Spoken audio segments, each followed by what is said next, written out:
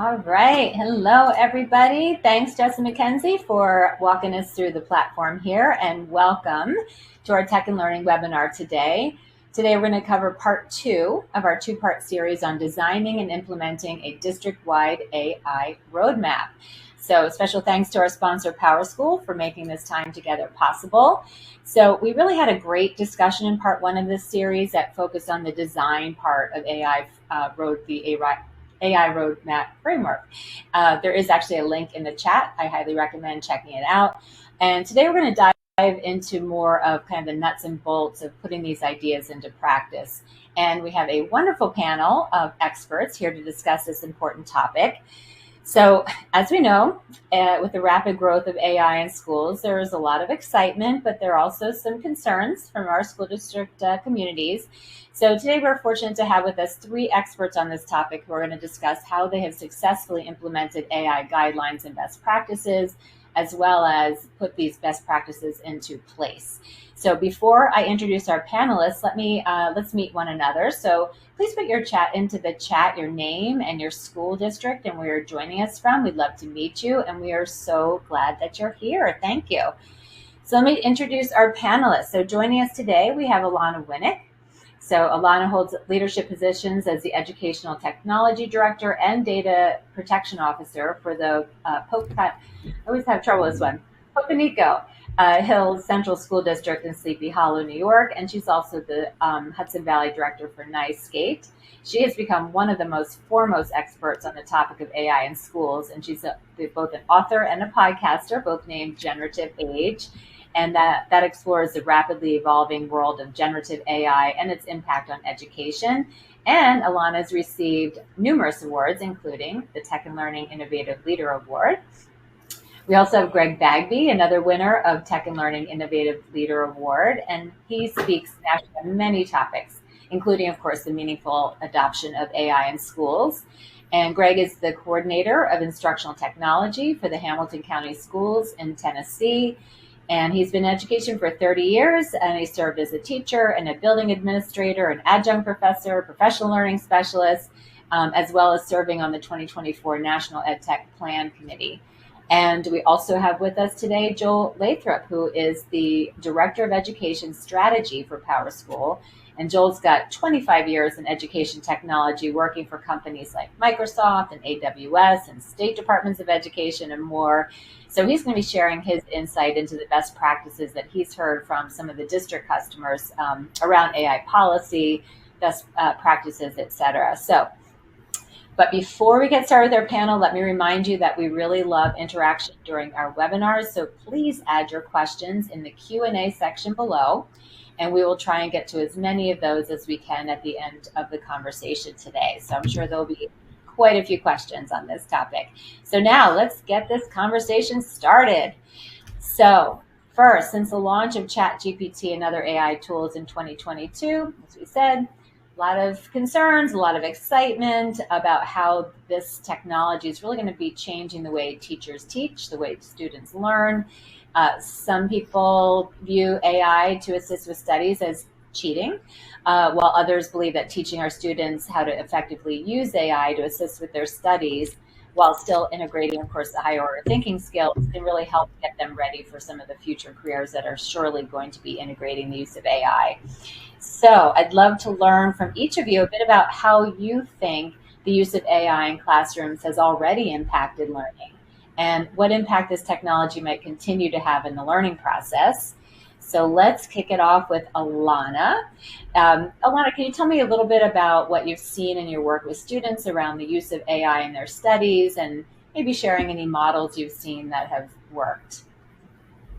Yeah, so this is probably the most fun part of the webinar because we get to talk about the fun stuff. But I first want to start off by addressing that cheating thing. So one of my 8-year-old students said, she got quoted by someone that was interviewing her for a newsletter that we do. And she said, "We are the future. We need to learn how to do this or we will not be prepared when we have jobs." She's 8 and she said that. So what can we not do? I know you said to talk about what models don't work. What does not work is blocking it. That just doesn't work.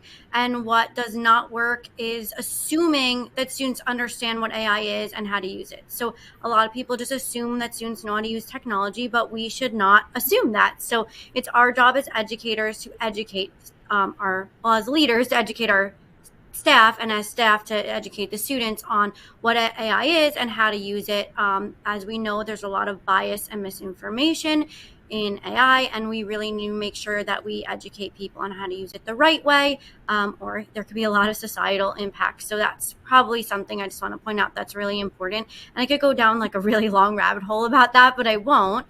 So when we do educate our teachers and students here, we give our AI users two jobs. Their first job is a detective on the lookout for any bias or misinformation. And the second one is to be an AI DJ and remix the content to give it their own thoughts and their own ideas. Because I think, going back to that cheating thing, I think it's not if you use it, it's how you use it. And if you're just copying and pasting it, yes, that's cheating. Matt Miller has this great graphic. If you haven't seen it, definitely check that out. But going down back to the students. So I think you should start as young as possible. We start really intensively in third grade. It's not that they're not introduced to it. They're introduced in first grade, but my third graders are doing absolutely insane things that I don't see elementary schoolers many other places doing. And I'll get to some of that in a minute. So starting young, making sure they know that thoughts have to start with them and then end with them is really important. And going back to students, so I've recently started something called Students for Innovation. It's studentsforinnovation.org. And thank you, Christina Tech and Learning, for hosting them at the ISTE Pre-Summit. They're so excited to share with you. But really what it's doing is having, there's so many stakeholders involved, and our why really is them, the students. So to hear student perspective and have them advocate for change, because really our job is to prepare them to build our future world that we're going to live in. So we really need to give them the knowledge and tools here. And some of the things that they've said in previous webinars that they've done, these are their words, not mine. The elementary kids go, we can do it. And they're like very strong about that. One of the students, Amia, she's a freshman. She talks a lot about motivation. And she says, if someone's going to cheat, they're going to cheat, whether they use AI or they don't. If they want to cheat, they're going to do it. We should motivate them to want to learn instead of to motivate them to get the easy way out to use AI to cheat. One of my students, she also talks about, it's like not if, we talk about if, it's not if, but how. So if you want to know how they use it, it's really easy. Ask them for a link to the prompt, or you could use a tool like School AI that shows you how they use it. And if you use most of them, you can get a link and the student can submit that link to the chat. I did put in guidelines for you here, so you could check those out there in the resources.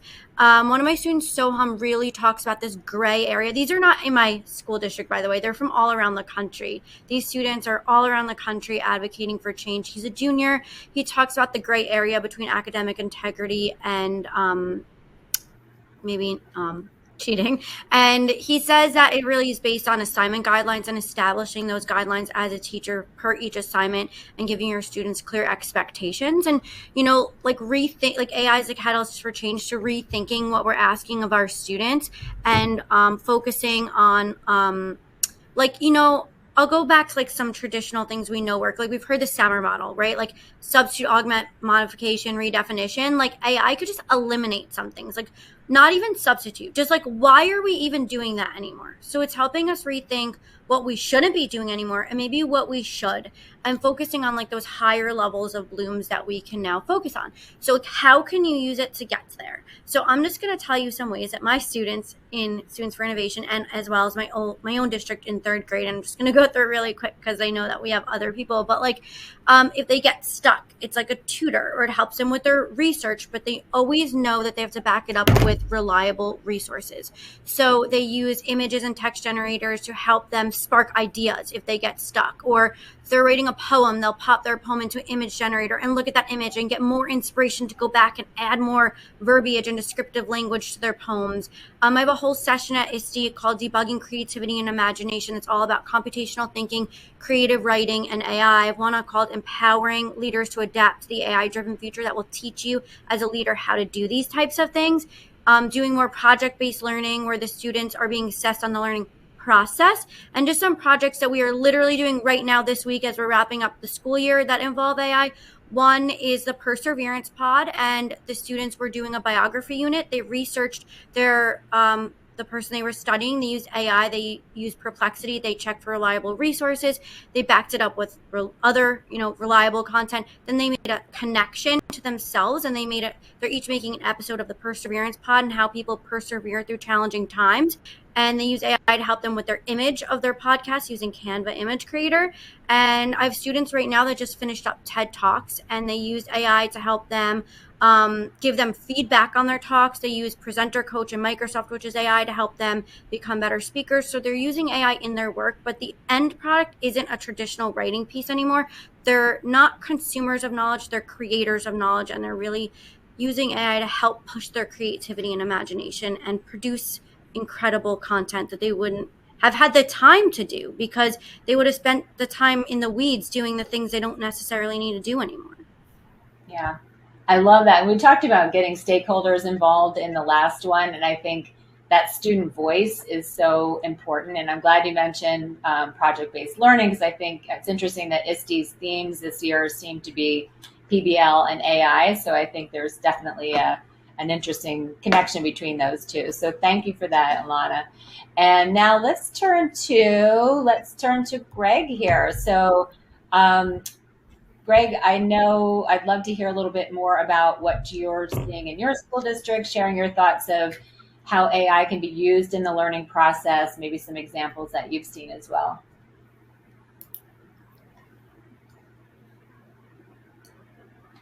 Oh, I think you're muted. I am good now. Thank you. At some point, right? Yeah, all the things. I was getting everything ready, but no.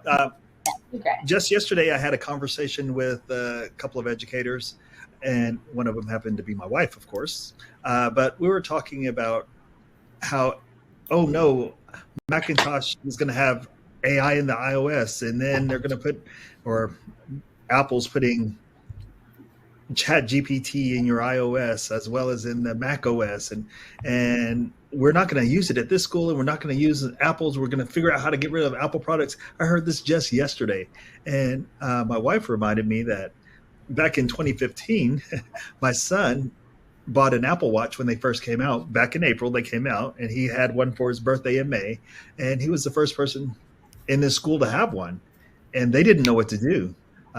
They were like, you can't bring that watch to school. That watch no, you can't do it. And we're thinking AI is basically going to do the same thing. And the kids, they gravitate to it. I always talked about Willie Sutton. I may have mentioned him last time as well. Willie Sutton, famous bank robber who, caught by the FBI. FBI says, Willie, why do you rob banks? And he says, because that's where the money is. Well, AI is where the kids are going to be. And we need to make sure that we're embracing this as we're moving forward. A couple of things that my students that I've watched using AI products, it's amazing how engaging AI is for students when they are generating something that's really cool right there just from prompts. And one of the things that we've been running this pilot with this math tutoring program that's not generating anything, but the students are loving it because of the way it interacts with them. The students actually raise their hand, and then the computer selects one of the people in the small group to, hey, let's see your answer.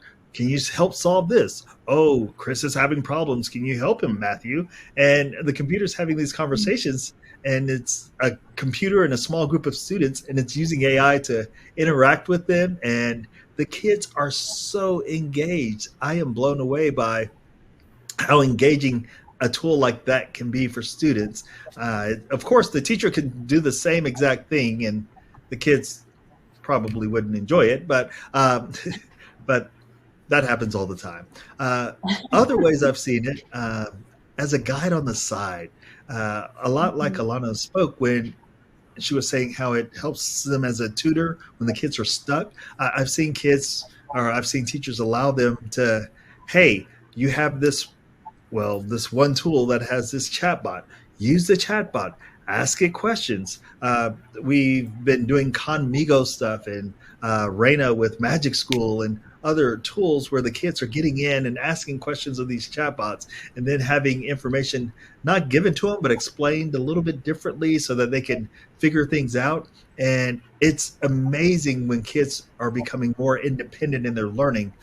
Years ago, when the iPads or the laptops or the whatever you have got into the hands of all the students, it gave the power to the students, and the guide on the side was the model because that sage on the stage was no more. All the information in the world was in those students' hands.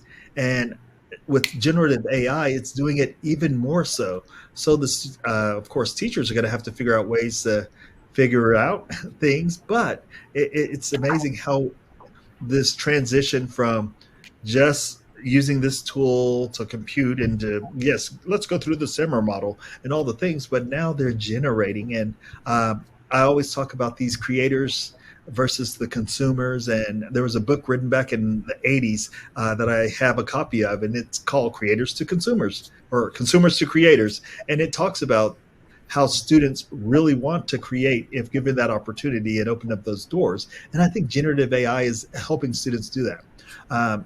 Some of the things that I've seen that don't work out really well is letting kids loose and not having a plan.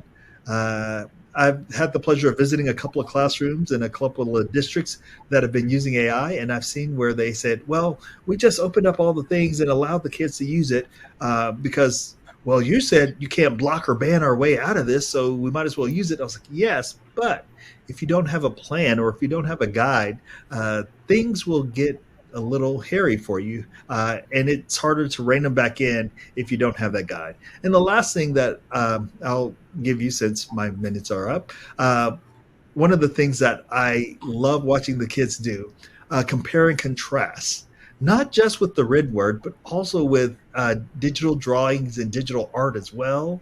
And I've not seen it in the music class, but I'm going to be working with the teacher at middle school here in town. And I said, hey, we can do some of this stuff, because she saw me doing it with the art teacher. And she was in my little session that I did with the writing teachers, how, hey, you can compare this and that, and then let the kids go through and have the debate as to why generative AI created this versus the student wrote that. And anyway, so we're going to be doing that with music this coming semester, and I'm really excited about it. But it's comparing and contrasting the tools that we use with AI and what they generate and what they create versus what is human created, that we know that's human created, and where do we see the differences, and where do we see some of the biases, and how can we make this AI work better, or how do we know just to spot the AI? So there you go. Yeah, no, that's great, Greg. And I think I probably, a lot of our attendees, and I know I've done this, so we're getting stuck. Yeah, using that ChatGPT or using some weird feedback here. Just for an idea, I think that's a great idea. And also, some feedback. I don't know if others can hear that. And also, just the lessons piece. Would you put any other tool in the hands of kids without any guidance? Just like, hey, good luck with this. So, yes. Thank you very much for that.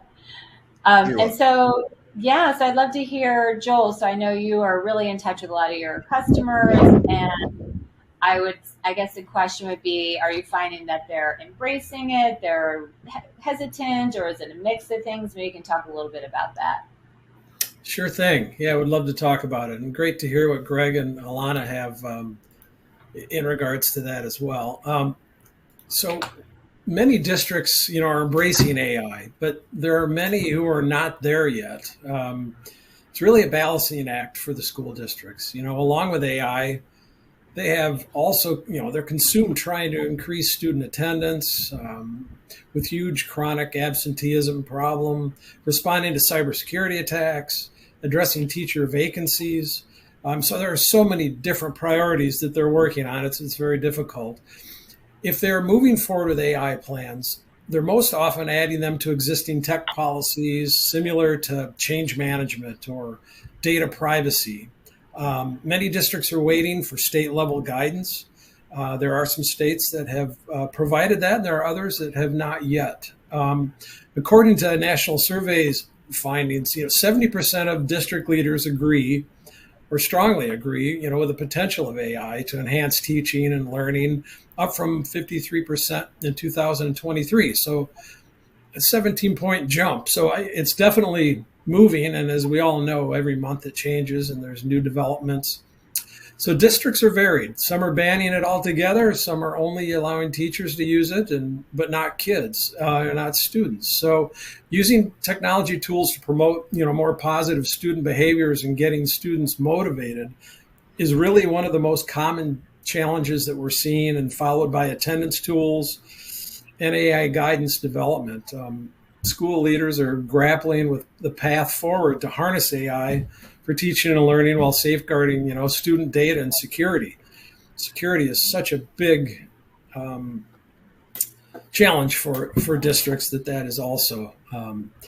Connecting, data across systems is really one of the top challenges, and it's a vital connection to AI work, and something that I think a lot of tech leaders were not, familiar with at the start of it, realizing that, effective AI is rich in context and leverages local data. So if you don't have the data connected, and capabilities and benefits of AI are really diminished. And those that aren't prepared, are finding that. It's like, why can't we get this to do what we would like it to do? So that connecting data across systems is pivotal for districts to do.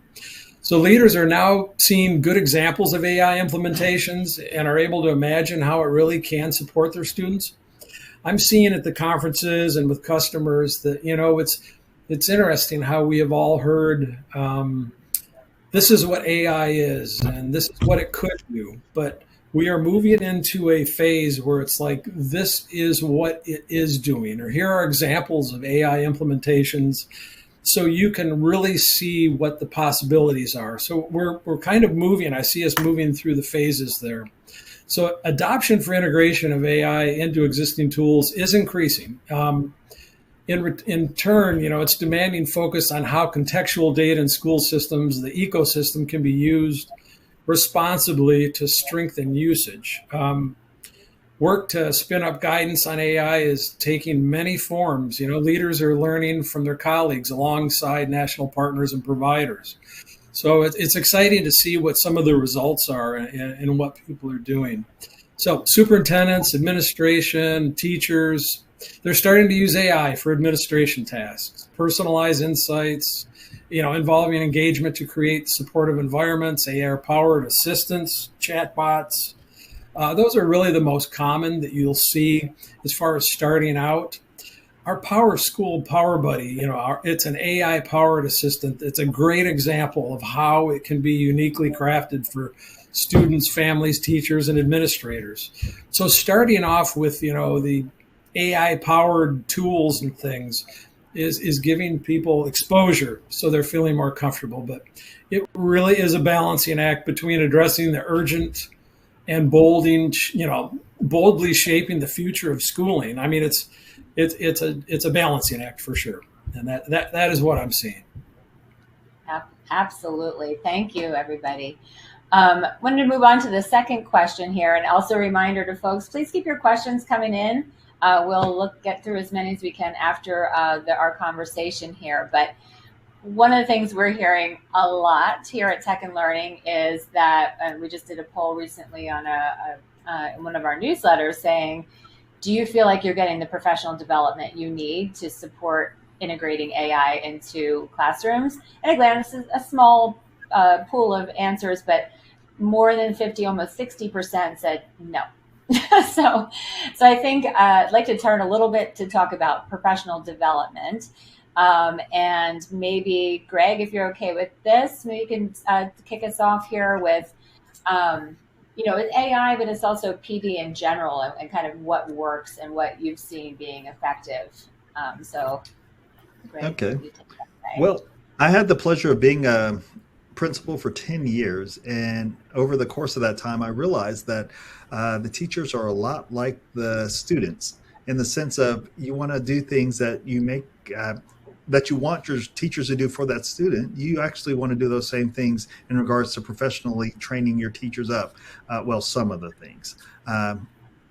And you know that, well, you should know that some of the teachers are going to have different entry points. We're going to have those high flyers or those early adopters. I was always one of the early adopters for tech and anything that was going to be engaging with students. And you're always going to have those. But there are also those folks that aren't as quick to adopt different tools. Uh, and you got to find their entry points.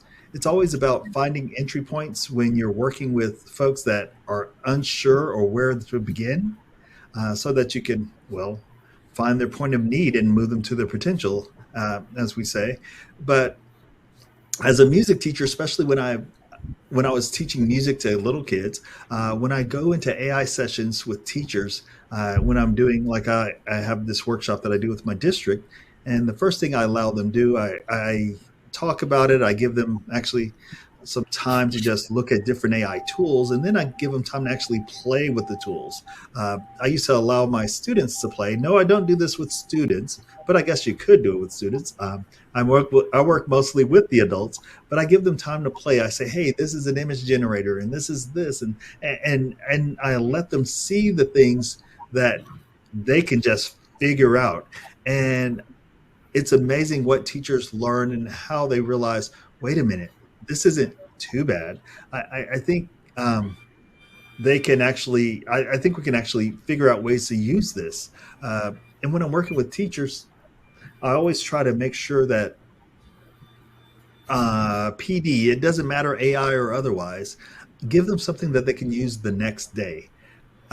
Make something that, have them create something, some low hanging fruit or a lesson or something, so that they can activate it immediately, so that the time that you spent, the hour, the 2 hours, the day, whichever, is something that they can actually bring into the classroom the next day and be successful. Not just do the skills, but I want them to be successful immediately.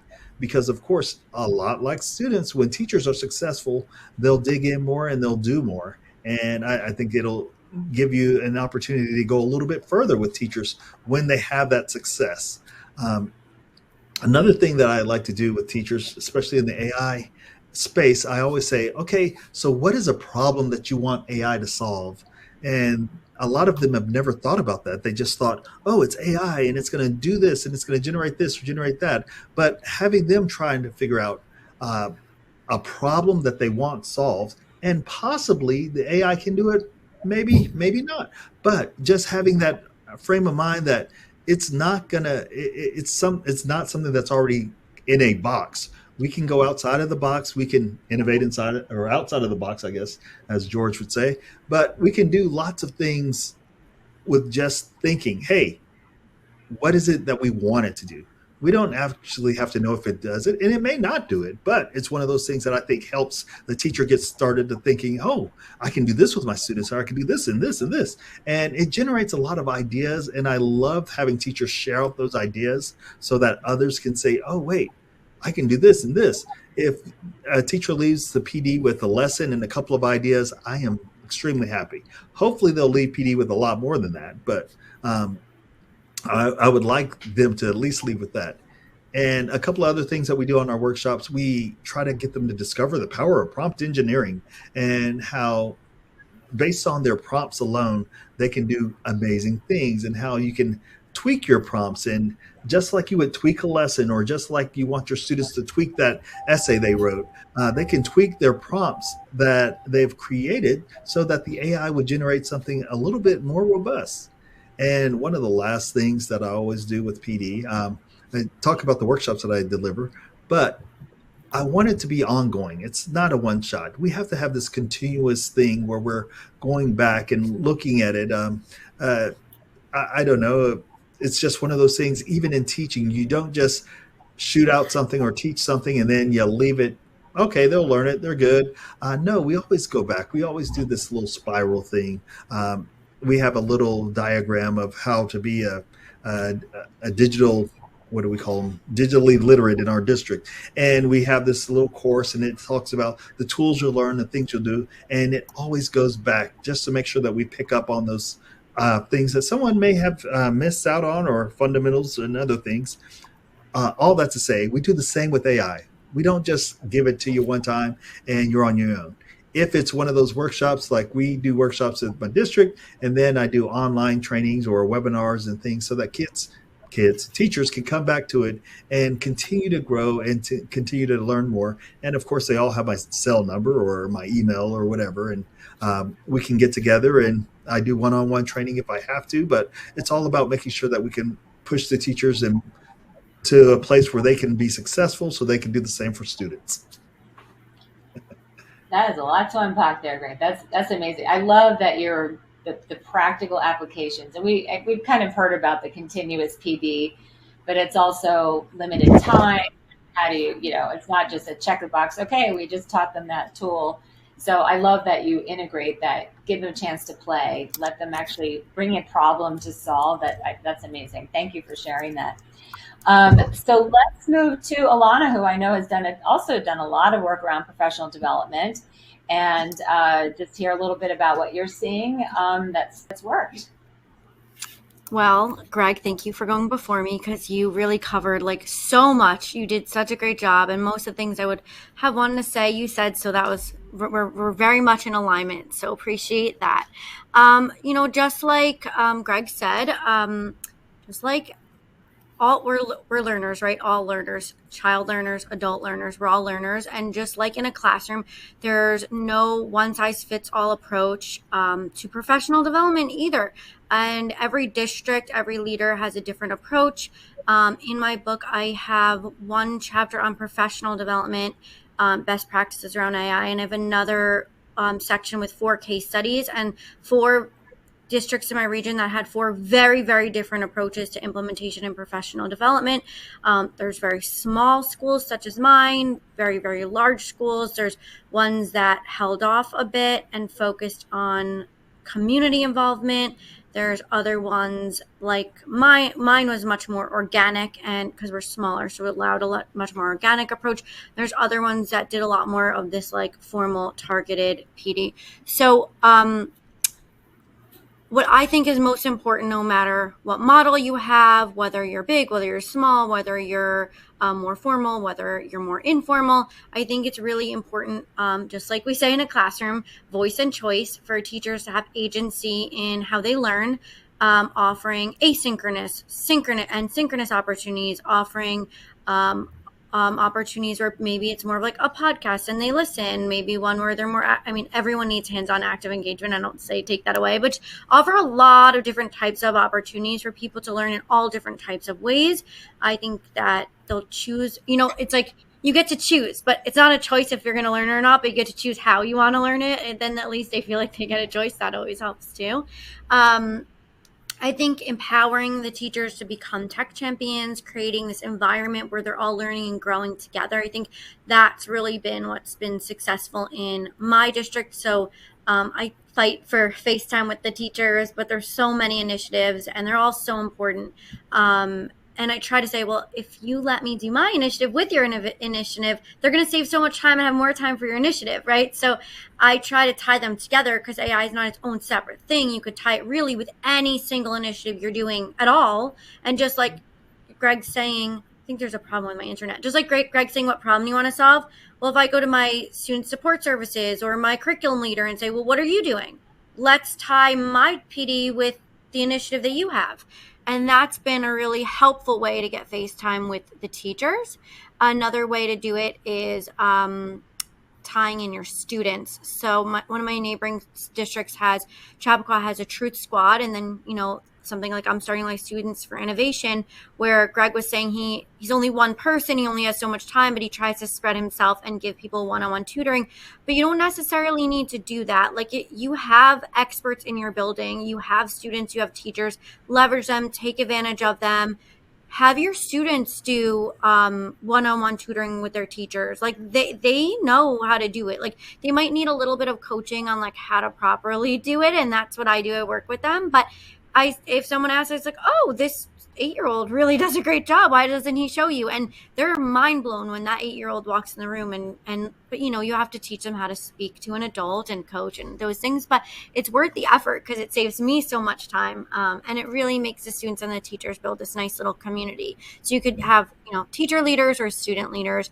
And just like, I think I talked about it last time, just addressing fears and concerns, listening, like Greg said, providing the targeted keyword ongoing and keyword hands-on professional development. You really just want to encourage collaboration and sharing. Like, even if a faculty meeting's not about AI, I start it sometimes just with an icebreaker. Like, go find someone you don't normally work with, share one new thing you've done with AI and how it's helped you, switch, find a new person, and then we do a share out and they share something they heard from someone else. And just creating that community where we're talking about it and it's becoming a lot more regular in our normal everyday like conversations, just like normalizing it, and just like what to teach. If you're like, well, what should I teach? So I think it's important that you establish a common language. Like Greg was talking about prompt engineering, but teachers might not even know what that word means. So like establishing these common words that everyone understands and a baseline understanding, so everyone at least minimally has the same background knowledge. I, like Greg said, highlighting those immediate benefits so they can walk out the next day, like a real life example. It's immediate. They could use the next day. I think offering time for them, I set a timer for myself, offering them time to play. I think that's really, really important. Just offering that time for them to play with you in a safe environment and encouraging them to really critically think and develop those skills. And just, you don't need to teach. You have the experts in your room. Leverage those students and those teachers to help facilitate the training.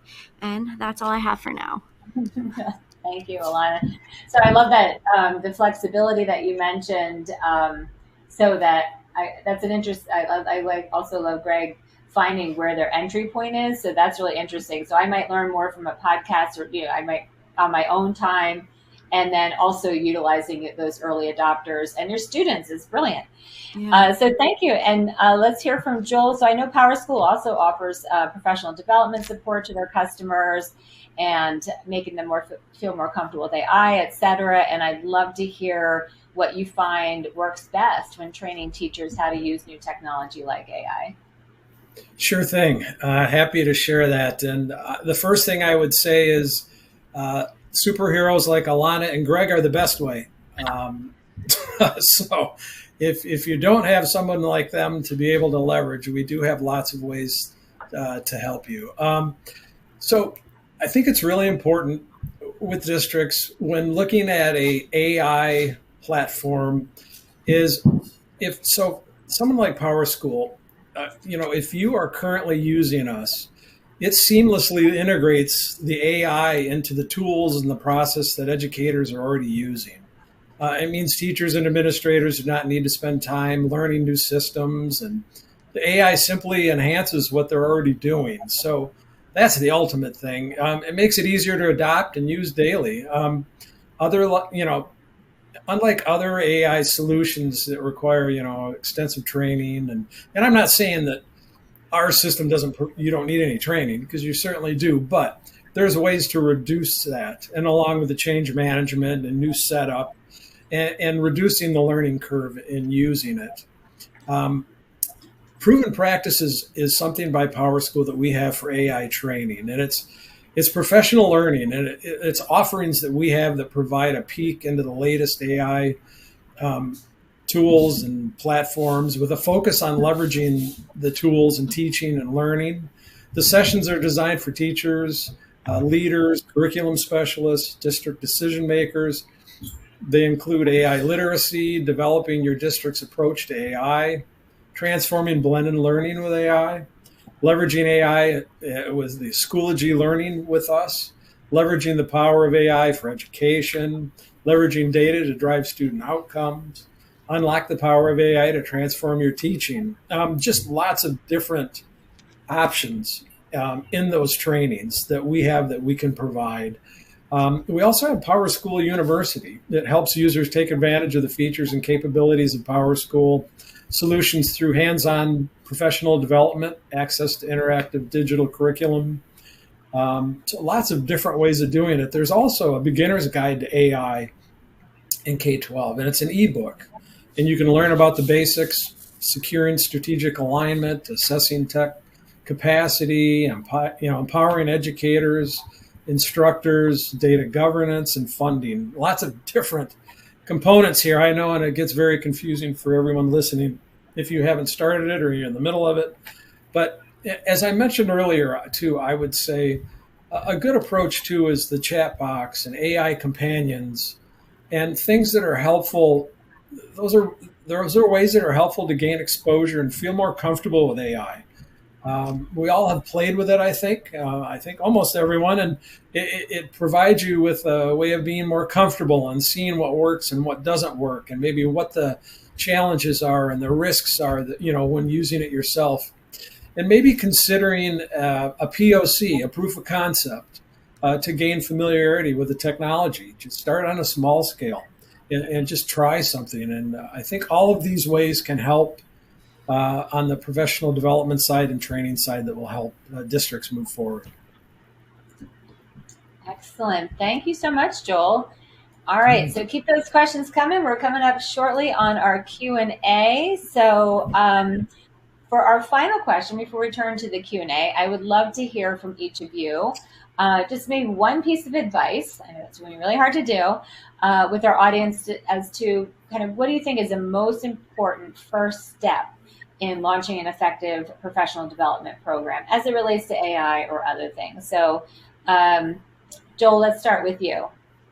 Okay, sure thing. I would go back to something that I'd mentioned, and that is if you are planning to use AI, and connecting data across your systems is really a top challenge and a vital connection to the AI work. I had mentioned this before, and it's without that, your results are going to be limited. So I would say that is just a critical step. And then also leveraging systems that you're familiar with and that are education-related systems that can decrease your training needs and enhance what you're already doing, makes it easier to adopt and use daily. Those would be my top takeaways. Thank you, Joel. Thank you. How about Alana? What would be your sort of one piece of advice? Okay, it's one, I promise, but they're all connected. So I think it's really, really important as a leader to know that there cannot be a disconnect in how teachers are trained and how they're expected to work. So first, take a step back and think about what you want them to do in their work and make sure that the PD that you provide is in alignment with the expectations of what you're expecting of them. Because sometimes I find that it's so disconnected and you're training them to do something, but then you're expecting them to do something else. So just make sure that that's really in alignment. And remember, there's no one size fits all approach. So no matter where you are on your journey, you're in the right place, but you're on the journey. That's the important part. And just making sure that there's voice and choice and autonomy in how they learn, so that there's different entry points for different learning styles and where they are, like on the spectrum of if they have no experience or they're an expert, and just leveraging all the experts in your building and your teachers and students, because you don't have to do it alone. So you have a team of people that are eager and excited to share. So definitely leverage that and know that you're not alone. You have a community of people like Tech and Learning and PowerSchool and people like Greg and I to help you. So reach out and ask for support. Excellent. Thank you, Greg. Everything they said. Yes. They had some great points. And of course, I'm all about entry points and meeting them at their point of need. But as I think through the things they said, one of the things that Alana pointed out, but I think it's a must, not just train them how you want them to teach, but making sure that it's relevant for the work that the teachers are doing, regardless of curriculum, regardless of subject matter. Make sure that you're training them on something that is going to be relevant. And I also like for it to be something they can use the next day, or even ideas or thoughts they can use the next day, so that they can continue to grow whatever you have trained them in, so that, plant the seed, so to speak. Excellent. Thank you all. Oh my gosh, this is good. All right, so now I have all these questions and we have 10 minutes left. So this will be interesting. Let me see if I can find, thank you everybody for your questions. They're terrific. I want to, well, here's an easy one. Do you have any templates for AI guidelines? And that's in the handout, Sarah. So check that box. Alana shared some AI guidelines. That's a quickie. I did see a couple questions coming in regarding sort of the evaluation of AI tools. So actually, quite a few people asked this question. So it's definitely a different vetting process, especially when they're free, I imagine. So in terms of vetting, maybe I'll start with Alana and see if you, I don't know, if you could share a little insight about that. So in New York State, we have very, very, very strict data privacy and security laws. So my first thing is just like, is it compliant with the laws? We have a New York State contract. So if it's on that contract, that's where I'm going to start, right? It doesn't mean a new tool might have come out and they're not on the contract yet. It doesn't mean that it's not compliant. It means I have to do a lot more research. The ones that are on the state contract right now are School AI. On our regional contract is Magic School and Brisk. So those are on the regional contract. So those are like considered safe, right? So that's like, I'm going to go with what's compliant with student data privacy laws. That's like a law and, you know, keeping my students' best interest in mind. But then there's like a next layer of it. So some of you might not be as technical as others, and that's okay. But I think asking for support of people that might understand a bit more, like what model is it trained on? There's different AI models that all of these platforms are using. Some are using like OpenAI's GPT 3.5 or 4, and some are using maybe a lesser known model. And I'm not saying then there's anything right or wrong, just knowing where this information's coming and the guardrails they're putting around it. I think something else that I've been finding really, really, really interesting is the massive amount of bias that is in these models. My district is so diverse. We are 38% white and 60 something percent minority. So I need to look out for, I mean, we should all be looking out for everyone, but when my students use AI, I need to make sure that it's reflective of them and of all of us and does not have, I mean, we should always be doing this anyway, but it's insane what comes out of the AI models. So like I ask a lot of questions about like who's training the models, how they're being trained. I think that is so important to understand where the data is coming from and how the models are being built. Because what's going to happen is we're going to start to like amplify all the bias and misinformation that's in the models. And I see a lot of societal issues with that. So just things that I lose sleep over when I think about these things. That, my friend, is a whole other webinar because that is a huge, huge issue that we're hearing a lot about.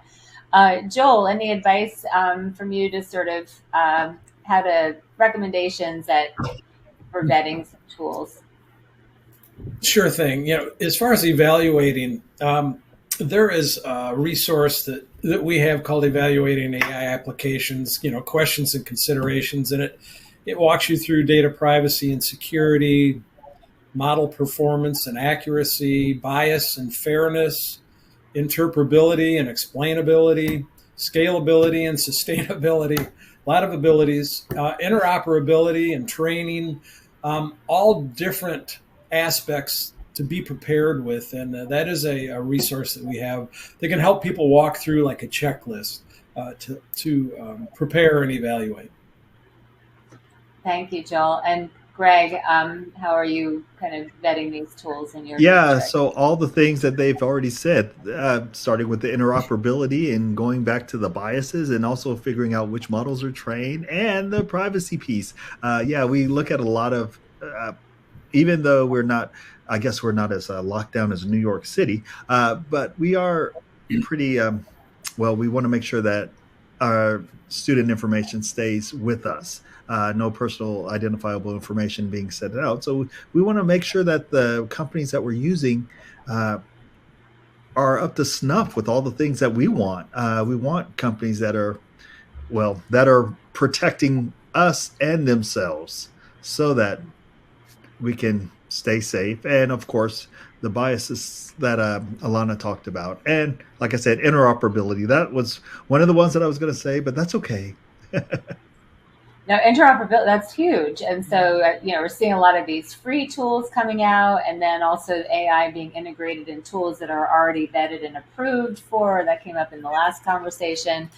So I'm keeping an eye on the clock, and I'm looking at these questions and thinking, I don't think that, I'm just right. I can't even imagine how anyone can answer a quick question like, how do I convince my school community to use AI? Go, 30 seconds each. So I wonder if maybe one more minute, if we have any other parting thoughts. I feel like this has been a very comprehensive conversation. I appreciate all the questions, and we can we can share these all with our panelists, and they can get back to anything that we didn't get to touch on. But any final thoughts from each of you before we turn it over for the big prize winner? Sure. I have a final thought.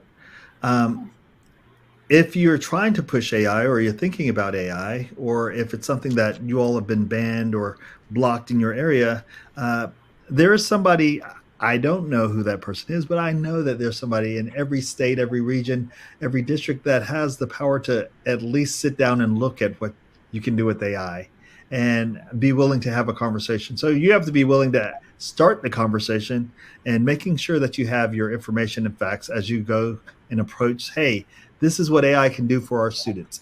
By the way, the World Economic Forum says AI is going to do this for employability. We need to figure out how our students are going to get that employability based on AI. And just having conversations like that I think, will help change some of the mindsets around usage of AI from district leaders. Yes, I love that, Greg. Joel, any final thoughts? I would say, and I had mentioned this before, to people such as Greg and Alana who are helping, and those of you that are all listening here that do similar types of things and roles to help our future and help students. I just want to say thank you to all of you. We certainly couldn't do it without you, and we look for your help all the time. So thank you for what all of you do for students. Thank you for saying that, Joel, especially at the end of year. And gosh, it's been a ride. Alana, bring us home here. Okay, I'm just going to say the fact that you're here means you're in the right place. It means you're thinking about the right thing. So that's a great step. We are not experts. Nobody is an expert. So we're not even experts. We're just curious people who like to learn and like to share. And you can be curious like that too. That's why you're here, to learn. So I think you're in the right place. You have the right mindset. And just follow along with all of us on our journey. Like, I know I never wanted to be a podcaster. I was just curious. I wanted to ask people who I thought were experts, and I realized no one's really an expert, and we're all learning together. So we're all on the journey, and you're in the right place. That's the only last piece of advice. So keep going on your path. Thank you. Oh my gosh, what a great conversation. Thank you, everybody. And thank you to PowerSchool again for making this conversation possible. I know I learned a lot, and there's so much more we can talk about. So we're going to keep this conversation going. Before I turn it over to Keith to reveal the winner of the $250 Amazon gift card, I just want to remind everyone that if you didn't have the chance to attend part one, which is kind of like designing the roadmap and then to the implementation, there is a link in chat. I highly recommend checking it out. It's just jam-packed with information like we had today. Thanks to our panel, to PowerSchool, and to all of you for joining us and keeping this continuous learning in your life. So thank you. And now I'm going to hand it off to Keith to announce our winner.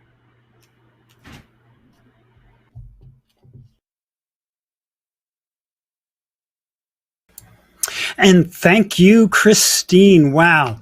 An absolutely amazing discussion. I want to congratulate everyone for your participation today. I'm far too old to be in school anymore, but in a way I feel like I am in school, like a lot of these people are here, because I have been learning so much through these discussions, especially the one today.